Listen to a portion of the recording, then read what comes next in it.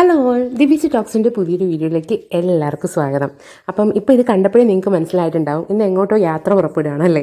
തീർച്ചയായിട്ടും അതെ. ഇന്ന് ചെറിയൊരു ട്രാവലാണ്. അപ്പോൾ അതുകൊണ്ട് എവിടെയും പോവുകയെന്ന് പറയുമ്പോഴത്തേക്ക് ഞാൻ കുറച്ച് ദിവസം മുമ്പ് തന്നെ സാരിയൊക്കെ അയൺ ചെയ്ത് റെഡിയാക്കി വെക്കും, ആ ഒരു എക്സൈറ്റ്മെൻറ്റിൽ. അപ്പം വേറെ എങ്ങോട്ടുമല്ല, നമ്മുടെ ഫേമസ് ആയിട്ടുള്ള മണ്ണാർശാല ക്ഷേത്രത്തിലേക്കാണ് കേട്ടോ. ഞാൻ പ്രത്യേകിച്ച് ഇൻട്രോ ഒന്നും തരേണ്ട ആവശ്യമില്ല എന്ന് എനിക്കറിയാം. നമ്മുടെ കേരളത്തിൽ തന്നെ വളരെ ഫേമസ് ആയിട്ടുള്ള അമ്പലമാണ്.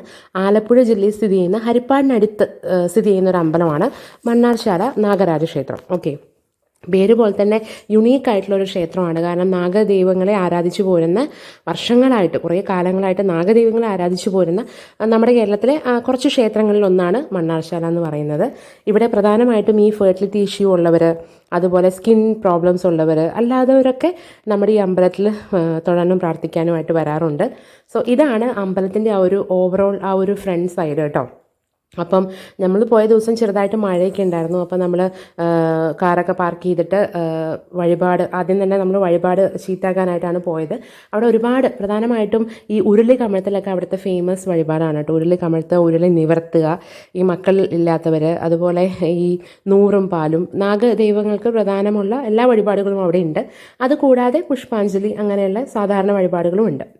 ഓക്കെ, അപ്പോൾ ഇത് അവിടുത്തെ ഒരു ക്ഷേത്രക്കുളം ആ ഭാഗമാകാൻ കേട്ടോ. ക്ഷേത്രക്കുളം എന്ന് പറയാൻ പറ്റത്തില്ല, അതിനകത്തേക്ക് പോകുമ്പോൾ നിങ്ങൾക്ക് കാണാൻ പറ്റും വളരെ നാച്ചുറൽ ആയിട്ടുള്ള സ്ഥലങ്ങൾ നമുക്കവിടെ കാണാൻ പറ്റും. വഴി മൊത്തം കാടുകളും കാവുകളും ഒക്കെ നിരന്ന് നിൽക്കുകയാണ്.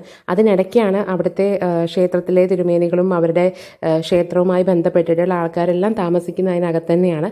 അതുകൊണ്ട് തന്നെ അവർ പക്ഷേ അതൊട്ടും തന്നെ എന്താ പറയുക, കാവുകളൊന്നും നശിപ്പിക്കാതെ അതെല്ലാം കാത്തു സൂക്ഷിച്ചുകൊണ്ടാണ് അവർ താമസിക്കുന്നത് അവിടെ. മാത്രമല്ല അവർക്ക് അവിടുത്തെ ചിട്ടകളും രീതികളൊക്കെ അറിയാവുന്നതുകൊണ്ട് തന്നെ വളരെ എന്താ പറയുക, ആ നാച്ചുറൽ ഭംഗി അവിടെ അതുപോലെ നിലനിർത്തിയിട്ടുണ്ട്. പിന്നെ ഇതാണ് ശരിക്കും ക്ഷേത്രക്കുളം. നമ്മൾ അതിൻ്റെ പിൻ സൈഡിൽ നിന്നാണോ ഞാൻ എടുത്തിട്ടുള്ളത്. അപ്പോൾ അതിനോട് ചേർന്നിട്ട് തന്നെ ഉപദേവതകളുണ്ട്. നമ്മൾ അകത്തോട്ട് പോകും തോറും ഇവിടെ പ്രധാനമായിട്ടും അമ്മയുടെ ദർശനം നമുക്ക് കിട്ടും. അപ്പം അങ്ങോട്ട് പോകും തോറും നമുക്ക് രണ്ട് സൈഡിലായിട്ട് ഉപദേവതകളെയൊക്കെ കാണാൻ സാധിക്കും. പ്രാർത്ഥിക്കാനൊക്കെ ഉള്ള സൗകര്യമുണ്ട്. അപ്പം അങ്ങനെ ഞങ്ങൾ അവിടെയൊക്കെ പോയി. അമ്മയുടെ ദർശനത്തിന് ഞങ്ങൾ വെയിറ്റ് ചെയ്തില്ല, ഒത്തിരി സമയം നമ്മൾ സ്പെൻഡ് ചെയ്തില്ല, മഴയും കാര്യങ്ങളൊക്കെ ആയതുകൊണ്ട് തന്നെ.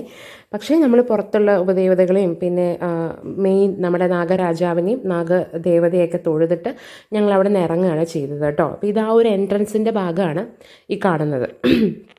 പിന്നെ നമ്മളവിടെ വഴിപാട് നൂറും പാലും ഒക്കെ ചെയ്തു. പിന്നെ അത് കൂടാണ്ട് അവിടെ ഇറങ്ങി കഴിയുമ്പോൾ തന്നെ നമുക്ക് അപ്പം തന്നെ വാങ്ങാൻ പറ്റുന്ന വഴിപാടുകളാണ് ഈ അട, അതുപോലെ അപ്പം ഒക്കെ നമുക്ക് കിട്ടും, പായസമൊക്കെ. ഞങ്ങൾ അപ്പമൊക്കെ വാങ്ങിച്ചു. പിന്നെ ഞങ്ങൾ അവിടെ അടുത്ത് തന്നെ വൃന്ദാവനിൽ കയറി ഫുഡ് കഴിച്ച് തിരിച്ചു പോയി. ഇപ്പോൾ ഇത്രയേ ഉള്ളൂ. Thank you.